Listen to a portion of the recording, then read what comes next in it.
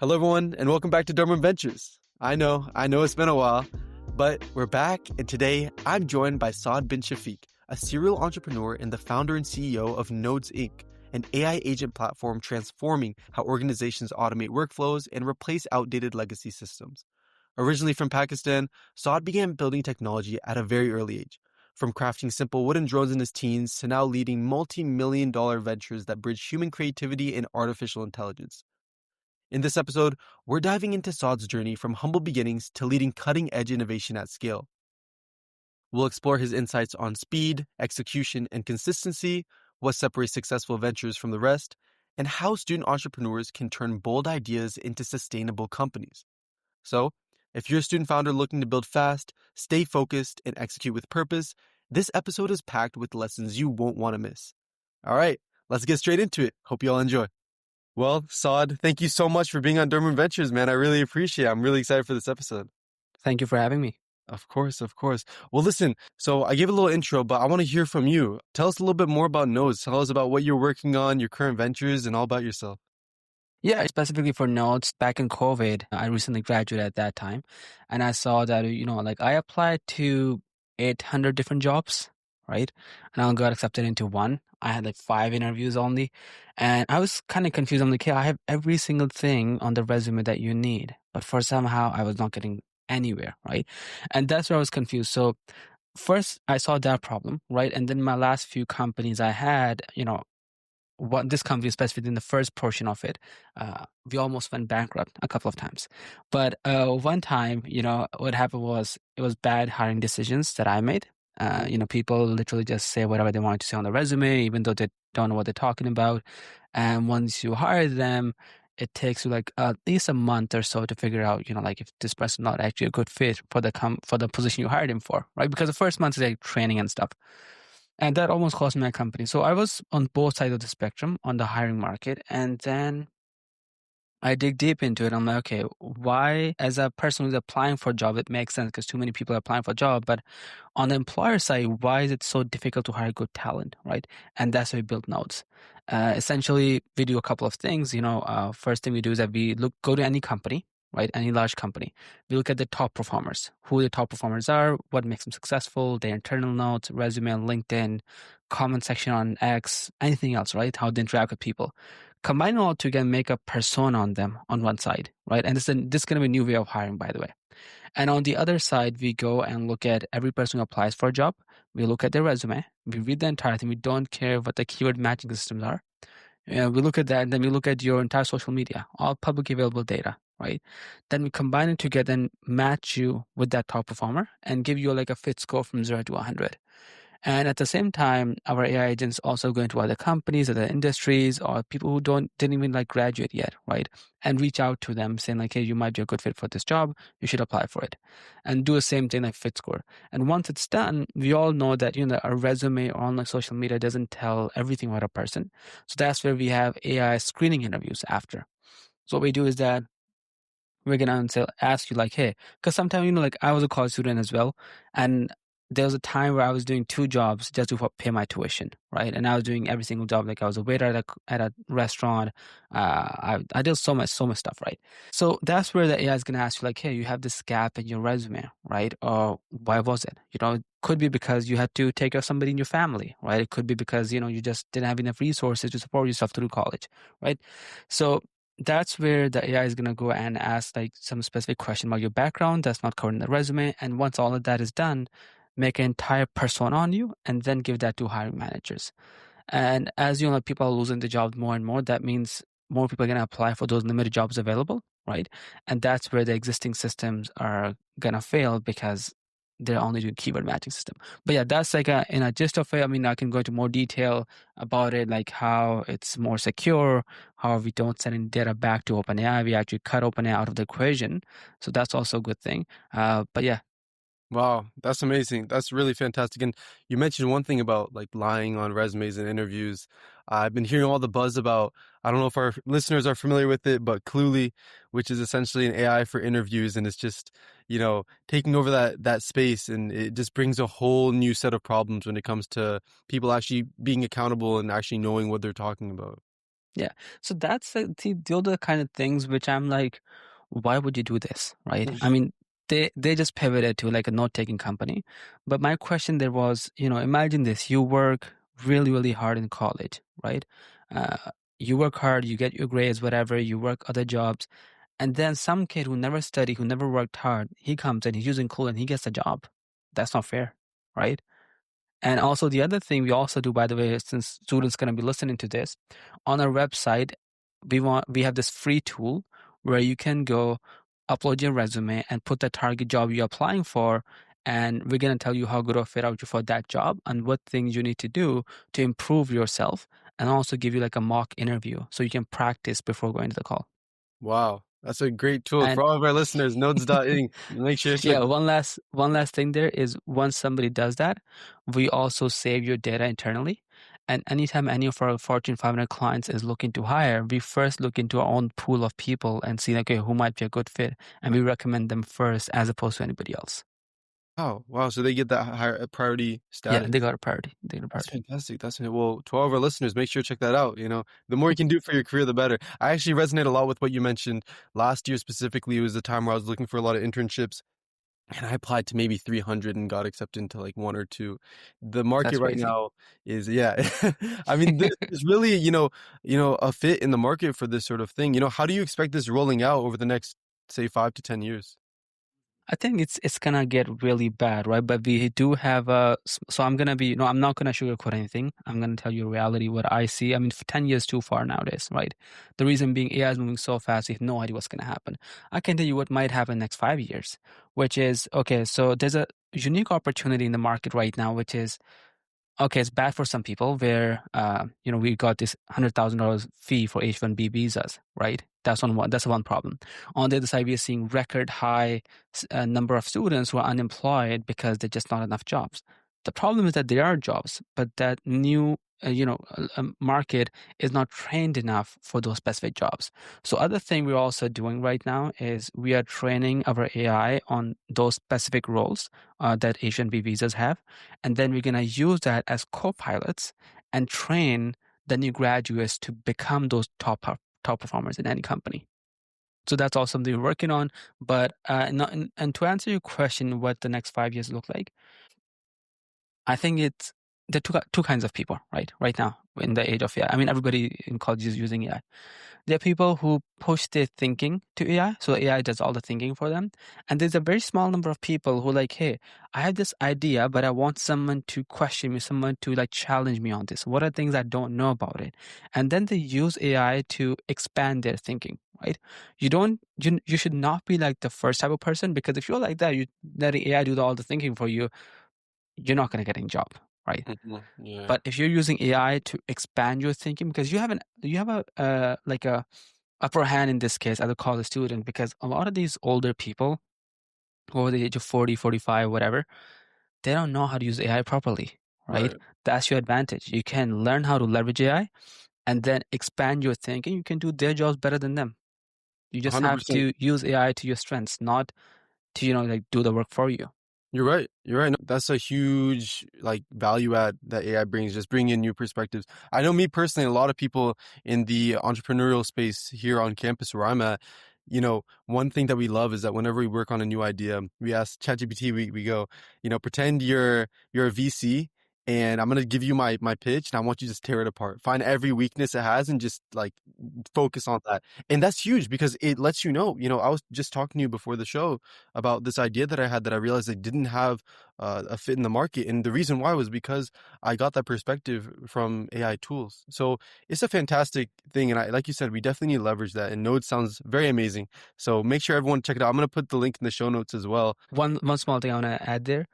You guys have no idea how lucky you are that you have AI and all this, right? I've been building company for the past 10 years, right? While I was in college as well. For the first 6.5 years, I failed at every single thing I did, right? I slept on couches, whatever I did, I failed, right? And one of the things was because I didn't have guidance on it, right? Like there was nobody telling me. I actually found out about this entire startup ecosystem like 4 years ago. But before that, I had other types of company, the marketing agencies, importing food products from different countries, distributing it to Costco, those kind of things. And one thing I'd say is that this AI you have, if I had this back in like 2016, 2017, or 18, like I would be so much more ahead. So it's like so ahead, right? So that's something. I mean, if you are in college, so I'm just, reiterate it, use it to your advantage, man. You have no idea. This is the time that's going to change the entire future, entire next 10, 20, 100 years. And you have the best opportunity in the world right now to take advantage of it. Definitely. Do you think it can get dangerous at times where everyone's trying to make the same thing? Like everyone's making a GPT wrapper, everyone's just including AI, or do you think that's really a point that everyone should be doing? I think right now we're at a phase where um, it's super early, right? So instead of saying like, hey, we should not do this, we should not do this, think of it this way, right? Try to make something as useful for people as fast as possible, right? And then go ahead and distribute it. Because imagine this: you build even a ChatGPT wrapper, right? You're in college. That's going to give you experience of how to build stuff and how to market and everything and how to grow it. You build a ChatGPT wrapper, you get it to like $100,000 a month or something like that. Brother, you're in college, $100,000 a month. You can sell that for like 10, $15 million. You're good. 10, $15 million, then you can go start something else, right? Even if you sell for like $5 million or like a $2 million, you do it for like 4 or 5 times, you're ahead of most of the world. Definitely. And you mentioned about your past startups, getting into the scene 10 years ago. Let's dive a little bit into that. I want to hear about that. How did you get into this whole scene of, you know, having that entrepreneurial mindset? What did those previous failures look like? I know for our listeners, we met maybe like 2 years ago, almost 3 years ago at New York Tech Week. So that Yeah, was yeah. probably on the more closer end of your startup journey, but let's go all the way back. Tell me about how it started. Tell me about, how it's been going. Yeah, so actually goes even further back than that, right? So let's take like, I'm going to spend like 90 seconds, 120 seconds, probably like 2 minutes. So I was born in Pakistan, in the northernmost part, near the Himalayas, where, no electricity, no gas growing up. And, early on, I saw problems around me. Like, okay, problem was okay. Anytime there's a problem, people like, hey, we wish somebody else came and fix it, right? So from early on, I started fixing. I'm like, okay, I'm going to do myself, right? And then when I was in eighth grade, I built this wooden drone completely from scratch that could fly 1 kilometer by reading a book, and I built it from the scrap parts. Then I've been coding since I was 12.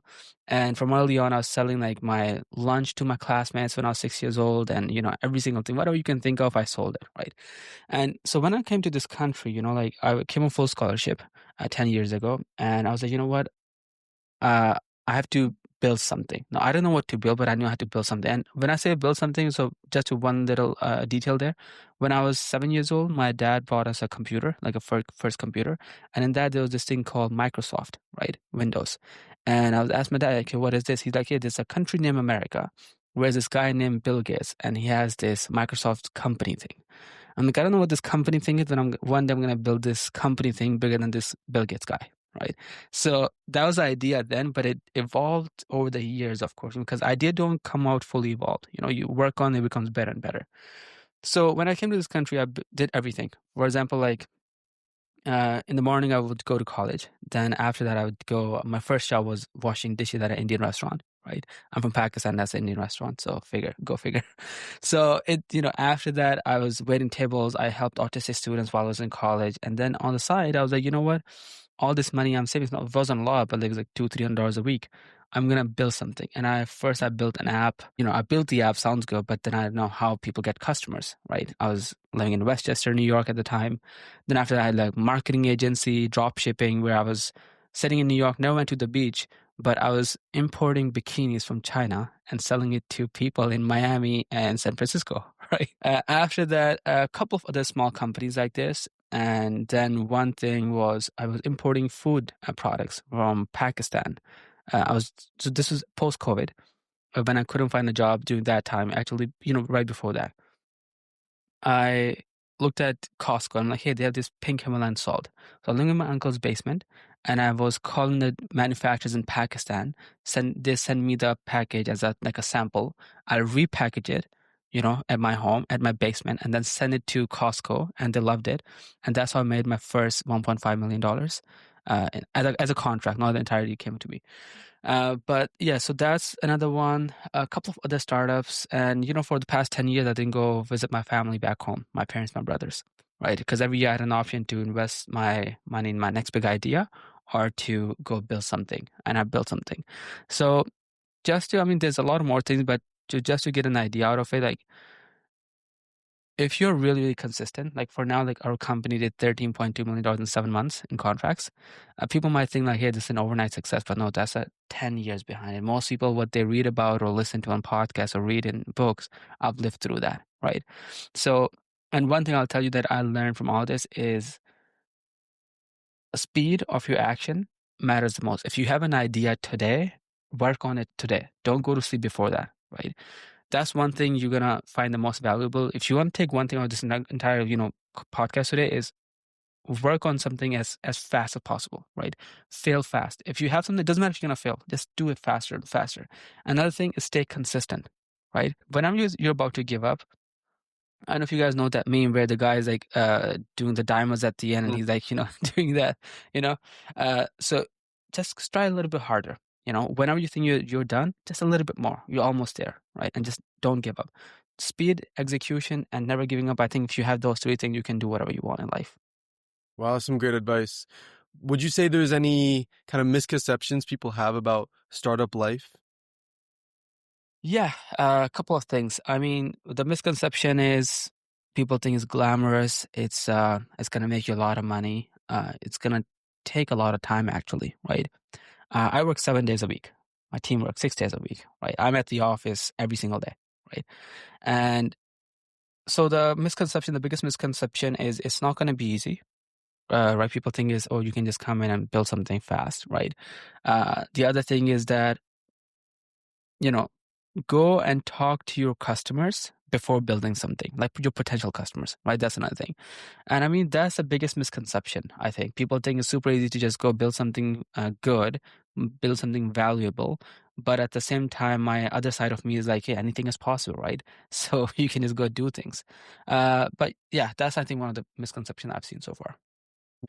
I want to touch back on something you mentioned, especially in the beginning of your journey in the whole entrepreneurial world. You ended up taking a lot of sacrifices. You had opportunities to see your family, your parents, your brothers, and you chose to instead put that money back into your dream, into your goals. Can you talk a little bit on, you know, the sacrifices you've taken and how that shaped you? Yeah, so I think, one thing is that if you have big goals, you have to be ready for big sacrifices, right? And I have some very, very big goals, right? So, because I think if, I don't know about your listeners, but of course, like, like I believe in God. And what I believe in that, whenever you have some big idea or something, you're going to be tested, right?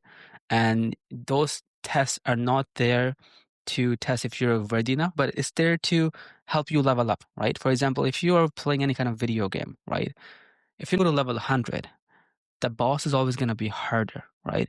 But now once you're at level 100, you go back play level 1 or 2, it's because it looks so easy for you. The problem is going to be the same. It's just not you're not just strong enough, right? So when I talk about my problems, right? For example, I slept on couches. There was days I didn't have money to. So there was one point actually in my life where I made like $150, and I was like, you know what? Should I just buy Facebook ads from this, or should I buy my weekly groceries? I bought Facebook ads, right? And instead, what I did, I went to Trader Joe's. There was like a 70 cent, chickpeas can, and I ate that one can a day, plus 4 liters of water every single day. That's it for a week.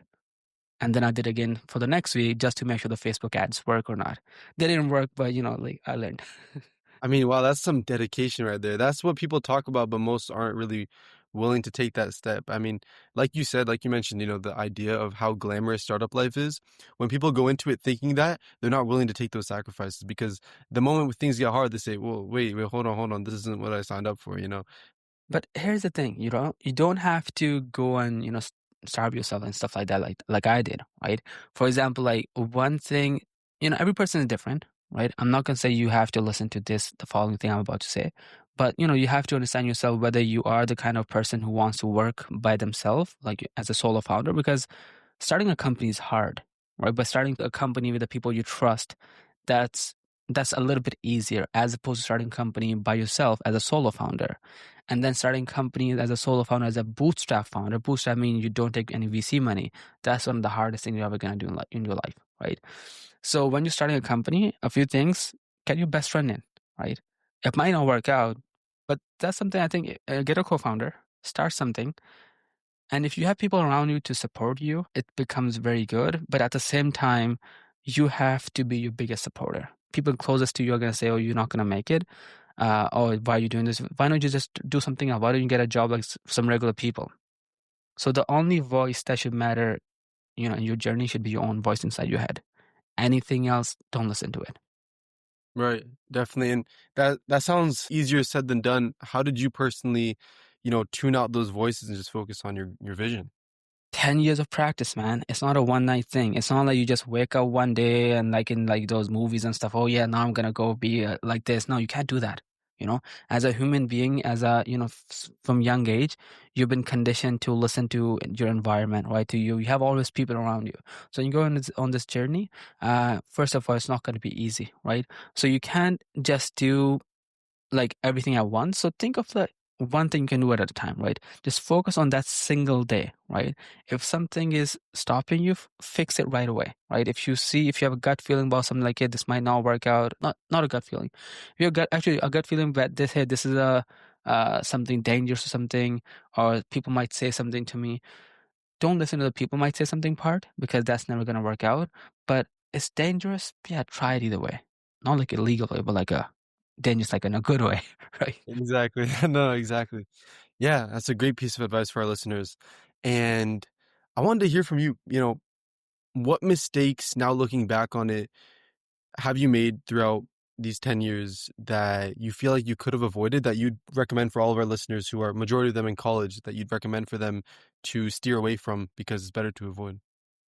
Yeah, I mean, here's one thing about me. I don't regret anything in my life, right? Like nothing so far. Because the thing is that everything I went through, every mistake I made, that made me into who I am today, right? And I'm super grateful for it. Some things, if somebody is in my position, early on, I would tell them to do. First of all, your friends matter a lot, right? Who you hang out with. If you are hanging out with four really good people, you're gonna be fifth good person, right? But if you hang out with people who don't care about stuff and they just, wasting their time all the time, you're gonna be the fifth person, right? So you have this hope, hey, you might be able to change them, but that hope is not gonna work in that context, right? Because you cannot control people, right? You can only control yourself and where you wanna go, right? So leave this like, hey, oh no, I can change that. No, you cannot change that person unless that person wants to change themselves.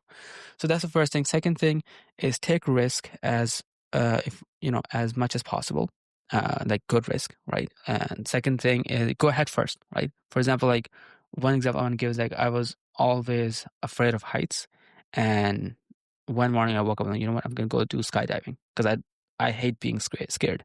Right. So then I did 11 times skydiving, right?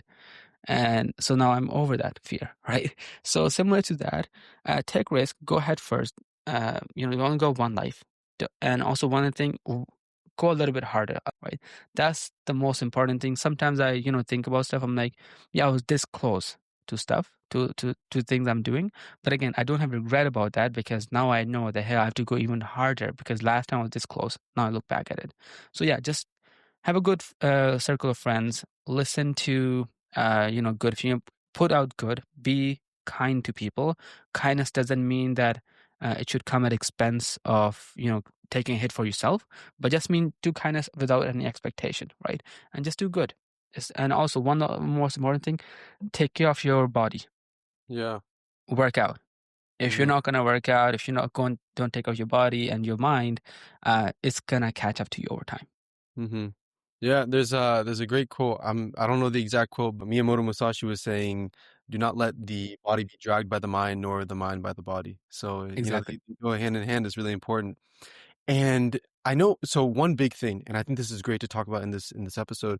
Whenever I have an episode with someone, who's graduated, who now works, very heavily in the entrepreneurial space with innovation, innovative tech, AI especially, a lot of them talk about how, and you kind of touched on this, how much of an advantage college students have now with everything they have.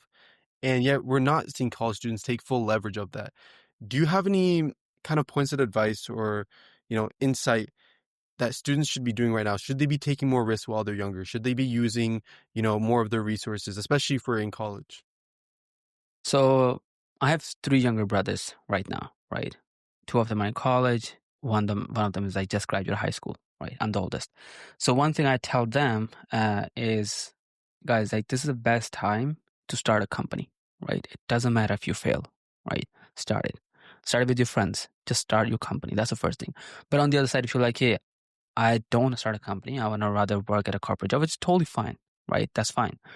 What I would do is at first, instead of spraying and praying, like applying to 1,000 jobs and seeing okay which one I get into, identify 5 to 6, no, 10 companies. 10 companies in different levels, right? You have a high priority, just like you apply for colleges right after high school, right? After you give your SAT, you're like, okay, high priority, second, and third.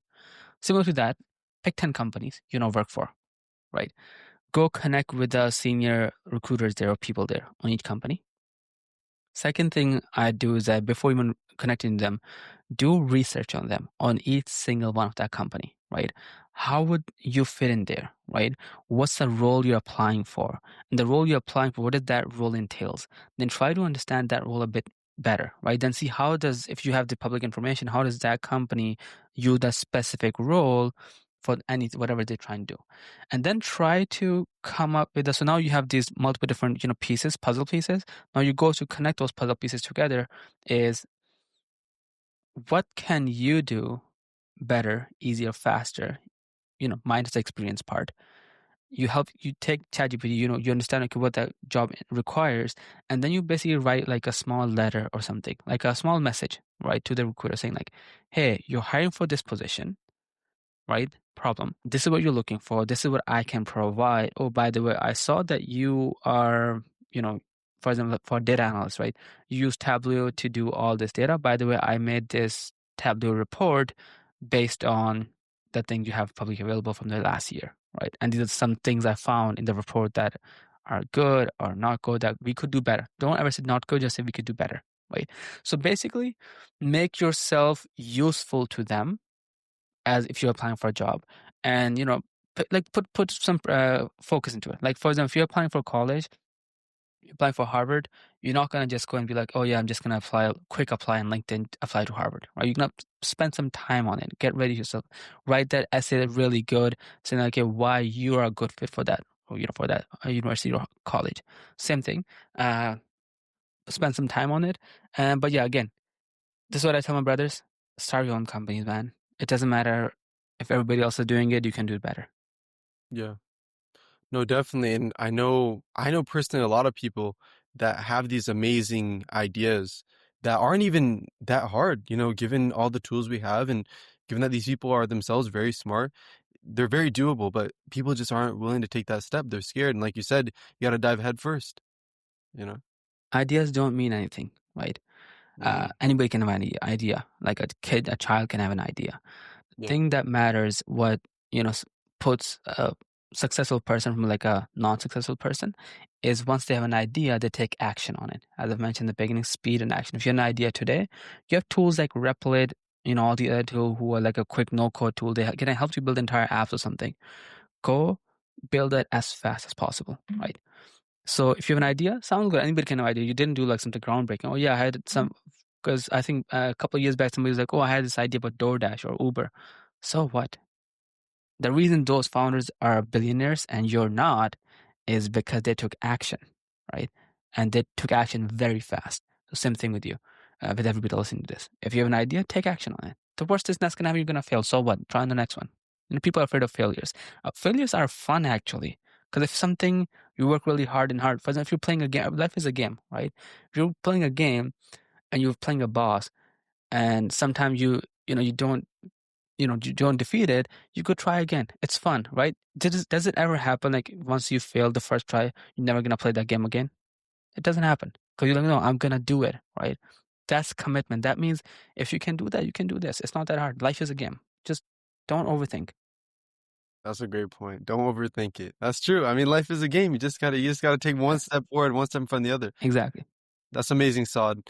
And closing out, I just want to hear from you. You've given such amazing insight and advice, specifically for college students, about taking that first step, starting something now, taking advantage of what you have.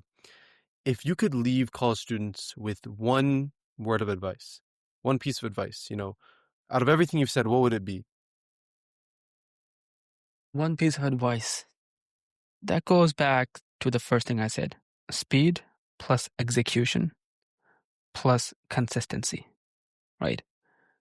Combine those things together, act on it, you know, you're going to be so far ahead, because people oftentimes overthink and they're like, oh, what if I do this? But what if my customer don't like it? No, it doesn't matter. The only advantage you have right now, the one of the main advantages, in life as a young person, is you can move faster than any of, these old people. I'm 29. I'm also kind of old, getting old now. But, so as a 21, 22-year-old kid, you can move so much faster than all these other 30, 40 years old, right? And by the time they're going to just think, oh, what if we could do this? You can go build it and ship it and, do everything. So yeah, one thing, the most important thing: speed, execution, and consistency. Act on something. Don't just think about it. Yeah, like you said, an idea is nothing. You got to act on it. Well, Saad, thank you so much once again. This was some incredible insight. I know 100% that our listeners are going to love this. This is what they've been asking for. And finally, we've had someone able to, to give that great insight. So once again, I really Thank appreciate you. it. Thank you so much, Saad. I really appreciate Thank it. you We'll for talk. having me. It Of was course. great. Thank you so much. Thank you so much. All right. Take care. All right. That's it for my conversation with Saad. And per usual, before we close out, I want to leave you all with a few key takeaways. All right, so first is the importance of speed in action that Saad emphasized. As he mentioned, don't go to sleep before you work on your idea, right? Moving fast and failing fast are crucial to not only success, but also learning. You learn more from your failures than your successes. Second, consistency is key. Success is a game all about consistency. You just have to keep going in order to be successful, even when the going gets tough. And lastly, Saad shared an insightful equation: speed plus execution plus consistency. When you combine these elements and act on them, you'll go much farther than most. As students, we have the most opportunity and advantage right now, especially in the AI scene. As Saad mentioned, we know AI much better than the large majority of people in the corporate world or entrepreneurial world right now, and it's time that we leverage those skills. All right, that's all for this week's episode. For anyone curious, I've attached Saad's LinkedIn and the link to his company Nodes down below in the show notes. Once again, thank you all so much for tuning in, and until next time, this is Dorm Room Ventures.